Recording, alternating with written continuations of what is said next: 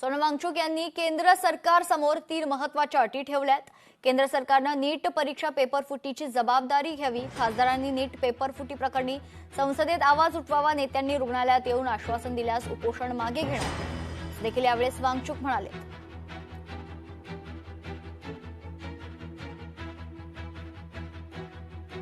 सोनम वांगचुक यांच्या 3 अटी काय आहेत पाहूयात ग्राफिक्सच्या माध्यमातून।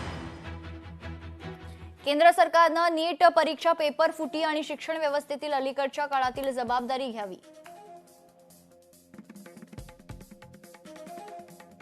अभिजित दिपकेंना संसदेपर्यंत जाऊ देण्यात आलं आणि खासदारांनी आम्हाला नीट पेपर फुटी प्रकरणावर संसदेत आवाज उठवण्याचं आश्वासन दिलं, तर मी आमरण उपोषण मागे घ्यायला तयार आहे। जर माझ्या तब्येतीच्या कारणामुळे मला संसदेत जाता आलं नाही तर खासदार आणि अन्य नेत्यांनी सफदरगंज रुग्णालयात येऊन मला वरील सर्व गोष्टींबाबत आश्वासन द्यावं।